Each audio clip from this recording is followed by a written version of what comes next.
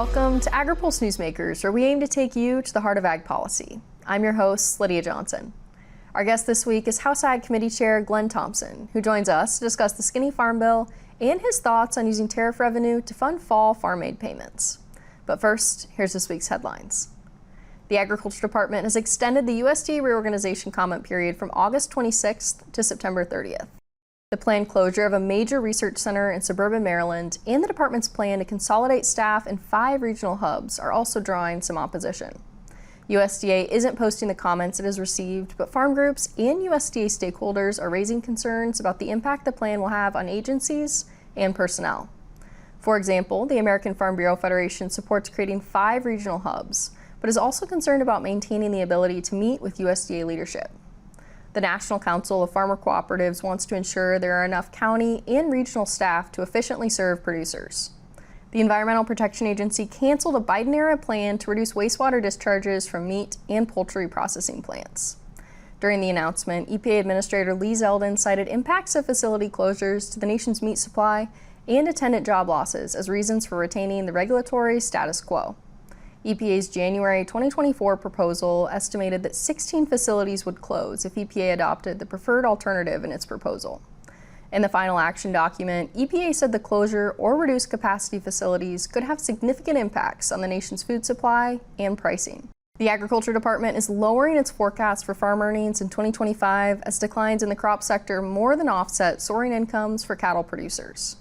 Net cash farm income, a measure of producers' cash flow, is forecast at $180.7 billion in 2025. That marks an increase of over $36 billion, or about 25% over last year when adjusted for inflation, according to the forecast issued by the USDA Economic Research Service. Even with the lower numbers, both the net farm income and net cash farm income estimates are above the 20-year average, primarily due to an influx in government payments to row crop producers. USDA estimates that direct government payments to producers will surpass $40 billion this year, marking a $30 billion increase from 2024 and the largest amount since the pandemic year of 2020. USDA says farm income will increase this year, but mostly because of government payments and strong income in the livestock industry. We asked House Ag Committee Chair Glenn Thompson his thoughts on the report and the farm economy right now. Well, I mean, it's to be expected. The income is up. I think the part that compounds that is basically the actual commodity prices have been down, and that's the issue we need to address. We need to address that by expanding markets and also addressing the input costs. At the end of the day, it's not so important what your revenue is what your net is. It's the margin that is so important. So I wasn't surprised by that report. It was really interesting. They also, released the trade data for the past fiscal year, and we had a pretty tough first half of the fiscal year was really pretty tough coming out of October 1st in the last quarter of the Biden administration, and then the whole transition time with Trump. And it was interesting. I mean, trade was up by 8 million metric pounds, and which is good, but revenue was essentially flat. And part of that is the actual, it's the input costs, it's the headwinds that farmers are facing. So I think that's good information, that's great data, and really to have us focus, use that part of a root cause analysis to kind of inform now what do we need to do. And I know the next step that we need to do is Farm Bill 2.0, but it's also labor, it's continue to work cooperatively with the administration on trade. I'm curious, we spoke earlier this week and you said that farm aid will be necessary this fall with the predicted record yields and the uncertainty around tariffs and trade. I'm curious, do you think that the farm income forecast lays a financial picture for you to advocate for those payments? Yeah, I think it does. I was honestly last December I was singing a different tune. I was really hoping that what we did, that $10 billion in economic harm, would have been sufficient. I wasn't going to fill in all the gaps, and we knew that. And I think that between the natural disaster assistance, everything that we've done, really, from what I can tell, based on the data, about a third of the losses is what is covered. So I think there's more that we need to do. food security is national security, and so I'll be advocating for investment. We honestly, I look at I don't know how much, a significant amount of money in tariffs that have been collected. I'm advocating that just a fraction of that money would be used to invest in our farmers to keep them financially stable going forward. And I think we need to be creative how we do that. I appreciate the trade process negotiations the president's using and Jameson Greer that is leading. But I would say, if I don't know where we had over, at least $100 billion in tariff money. So, a fraction that's been collected, that a fraction of that would be a great investment in actually in Farm Bill 2.0.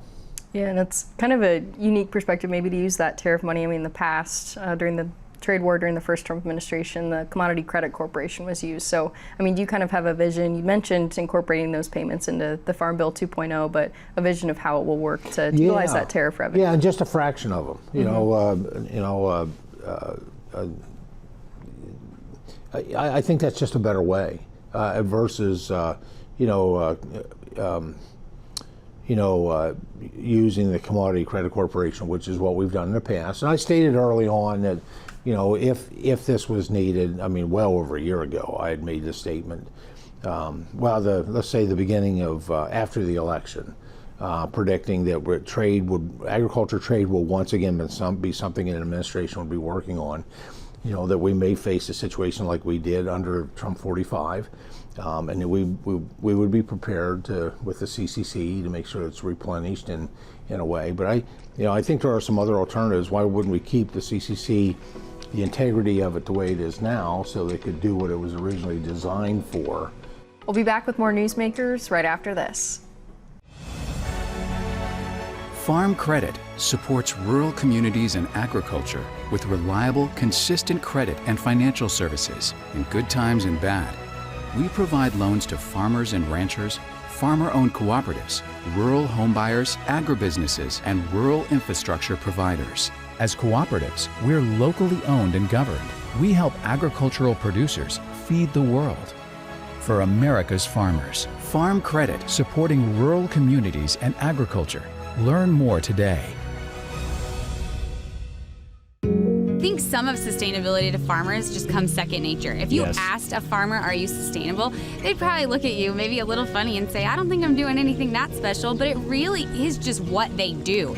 We're all farmers, and our goal is taking the best care of our land, our cattle, our natural resources.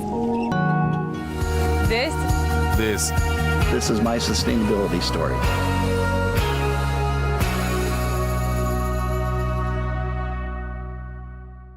Welcome back. House Ag Committee Chair Glenn Thompson is still working on passing a Farm Bill 2.0 this year. We asked him if he's still eyeing September committee action on the bill and what he'd like to see included. The framework is pretty easy to start with. It's taking the Farm Food and National Security Act of 2024, and all we need to do is take out all the things that we put into law with the Farm Bill 1.0, that 80% of the Farm Bill, largest investment in the ag safety net since 2002, and whatever remains will be at the core of Farm Bill 2.0. Now, we need to take a fresh look at it. We have new members on the committee. We've been working hard with the Republican side to get their ideas, their requests, and seeing how we can maybe incorporate those into it. We've already been doing that. I put a request into the ranking member, Angie Craig. She's a good friend. She has told me that she has received the priorities for the Democratic members, and we had a discussion last night on the floor, and I really would, requested we get those in the next 10 days. So we get, we have 2 weeks so we can get those incorporated, because I think there are a lot of good programs that need to be reauthorized. Now, we're not under a real time crunch at this point. I know technically the Farm Bill portions that weren't reauthorized on July 4th, technically they expire on October 1st. but functionally, they're all funded right through the end of the calendar year. So we have time, but I think for giving our providing our farmers with the certainty that they need, and let's just call it the hope that they require too.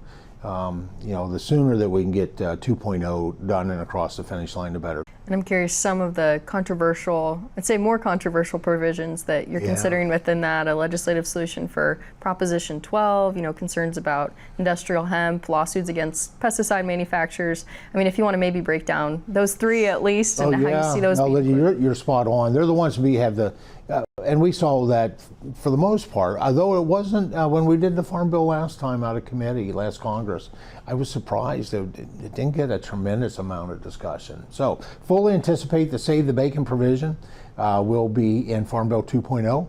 The Supreme Court has made it very clear that it's not something they were going to fix, that there may be an issue with interstate commerce, one state dictating agricultural practices to other states. But it was, the justices, a number of the opinions clearly stated that's Congress's job, and we should do our job. So we are. The pesticide labeling, I really believe that we need to be working with the EPA in terms of labeling for pesticide, and that if we open this up to 50 different states doing pesticide labeling, we're going to see people get hurt because of the confusion, the lack of continuity in terms of education practices, to beat the training requirements, the application guidelines. And so, the EPA has a massive amount of scientists. Most of them funded actually by the industry. So it's a great public-private partnership. And so I really believe that needs to be addressed within the Farm Bill. And then we'll have the hemp discussions. There's I think the Agriculture Committee's intent in 2018 was to address industrial hemp, food and fiber. But the way the language was, it left unfortunately, wasn't tight enough a definition. So there's been a lot of businesses have been created that use the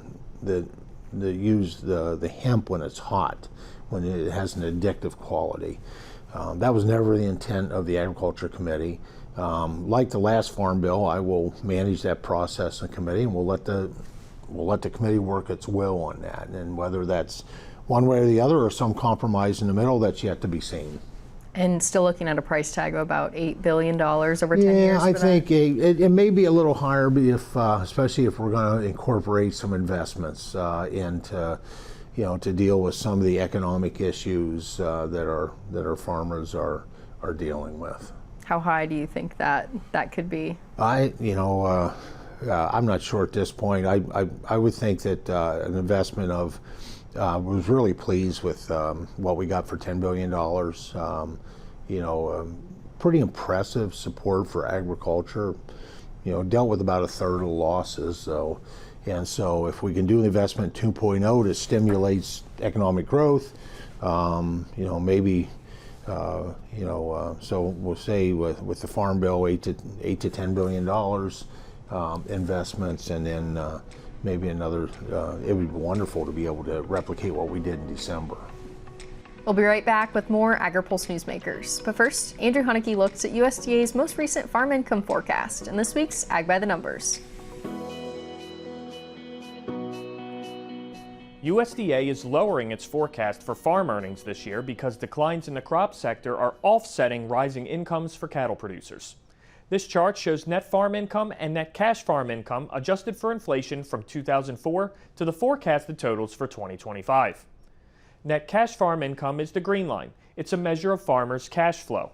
It's projected at just under $181 billion in 2025, an increase of more than $36.5 billion from last year. Net farm income is the blue line. It's a broader measure of profits. It's forecast at just under $180 billion in 2025, which would represent a gain of nearly $49 billion from last year. For Agri-Pulse, I'm Andrew Hunnicky.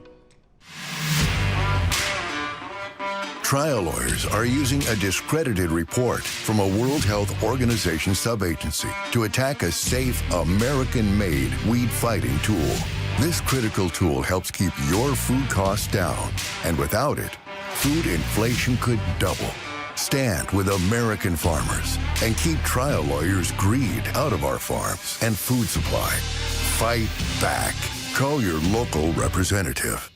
Clean Fuels Alliance America is leading the way toward cleaner air, stronger local economies, and reduced dependence on fossil fuels. The industry uses more than 1 billion pounds of soybean oil every month to produce clean fuels.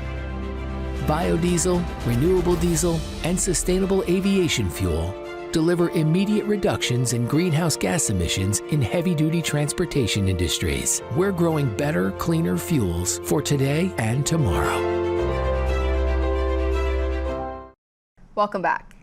The farm income forecast released this week shows higher farm income than last year, but there's still a lot of uncertainty in farm country with predicted record yields and trade uncertainty. We're joined in our panel today by Callie Eideberg with the Vogel Group and Tom Sell with Combest, Sell and Associates. Callie, we'll start with you. What are your thoughts after reviewing the farm income forecast?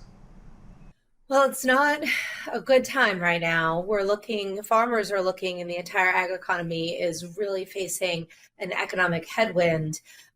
Congress has taken steps this summer to try to alleviate some of that pain, but the payments and the increased reference prices that we saw pass in the Big Beautiful Bill this summer are not going to go into effect until 2026.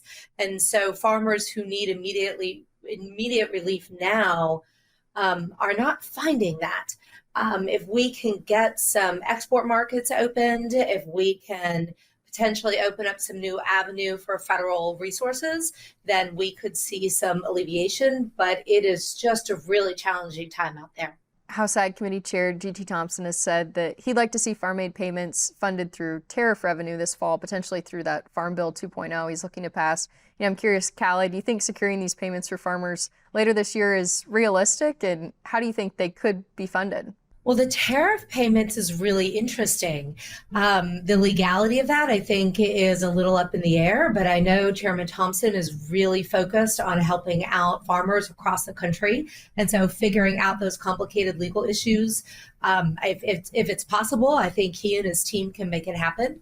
But however, we did see a court rule just earlier this week, at the end of last week, that the tariffs in the first place potentially are not legal. And so it's something that the chairman and his team would have to be mindful of.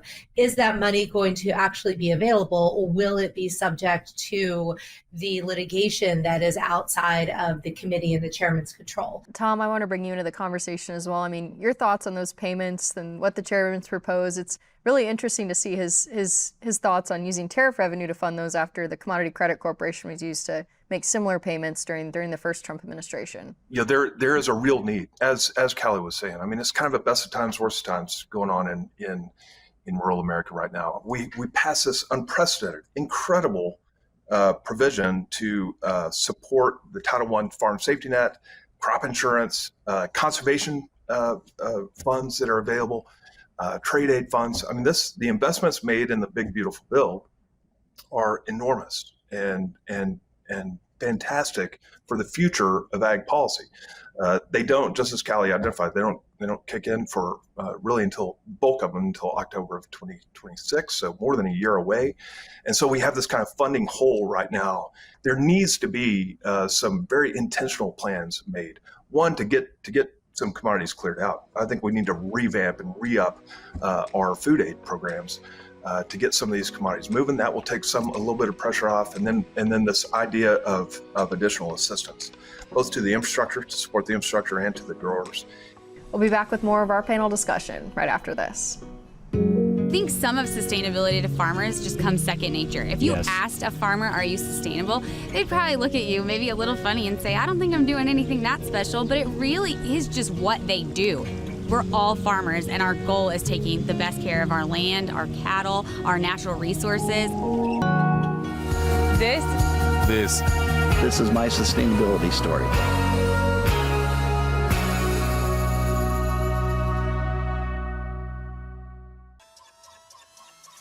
Regenerative poultry production is a process by which nature can actually recapture and restore the energy that is being taken out of a space. Farm Credit helped Rahi build his dream of regenerative poultry farming and encouraging fellow immigrants to find community in agriculture. Nothing beats a farm. I'm just pursuing happiness. Learn more at farmcredit.com/beginning.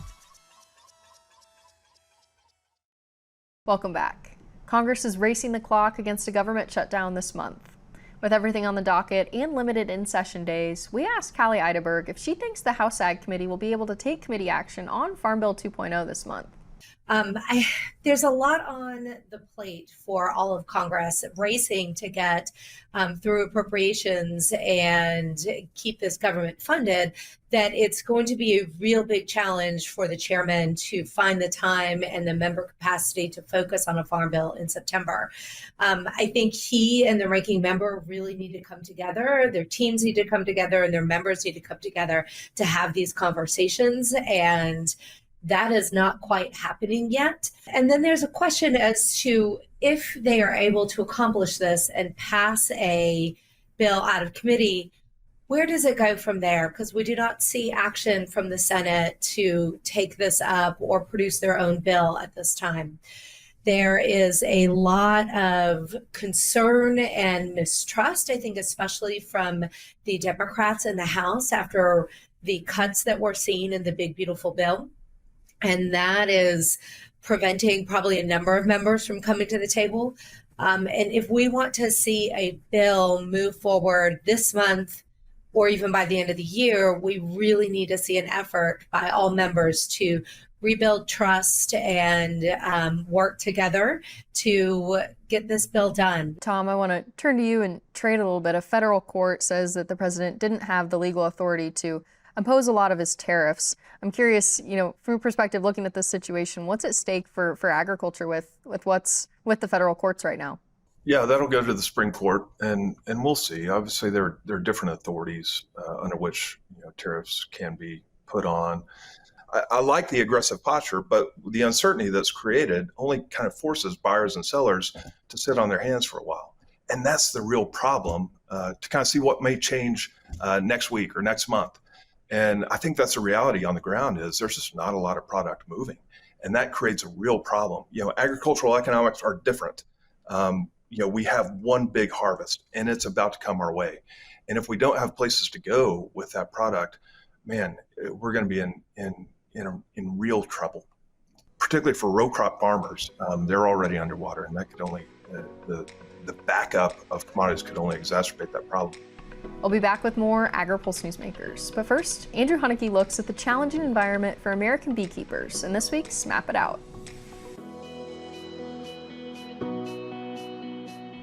Honey producers are dealing with more bee losses on a yearly basis, according to a recent survey by a bee research group, Project Apis M. This map shows the average loss rate for surveyed commercial beehive operations by state from June of 2024 to March of this year. Commercial beekeepers have more than 500 colonies in their operation. Those surveyed lost an average of 62% of their colonies during the survey period, with 12 states reporting losses of more than 70% of their colonies. Altogether, more than 840 beekeepers participated in the survey and reported losing an estimated 1.6 million colonies during the survey period. The survey also found that beekeepers stand to lose an estimated $600 million from lowered honey production, less pollination income, and colony replacement. For Agri-Pulse, I'm Andrew Huneke. Trial lawyers are using a discredited report from a World Health Organization subagency to attack a safe, American-made weed-fighting tool. This critical tool helps keep your food costs down, and without it, food inflation could double. Stand with American farmers and keep trial lawyers' greed out of our farms and food supply. Fight back. Call your local representative. Clean Fuels Alliance America is leading the way toward cleaner air, stronger local economies, and reduced dependence on fossil fuels. The industry uses more than 1 billion pounds of soybean oil every month to produce clean fuels. Biodiesel, renewable diesel, and sustainable aviation fuel deliver immediate reductions in greenhouse gas emissions in heavy-duty transportation industries. We're growing better, cleaner fuels for today and tomorrow. Thanks for joining us for another episode of Agri-Pulse Newsmakers. Next week, both the House and Senate will be in session. And there's still time to register for the Kansas City Ag Outlook Forum. You won't want to miss conversations with top government and industry leaders on September 25th. Tune in next week and check our website anytime for the latest developments in all things food, farm, and fuel policy. For Agri-Pulse, I'm Lydia Johnson. Thanks for watching. Newsmakers is a production of Agri-Pulse Communications. You can also find our new content on YouTube and wherever you get your podcasts. And don't forget to follow Agri-Pulse and our correspondents on social media to get breaking news and more. For agriculture, trade, food, environment, and regulatory news, your source is agripulse.com.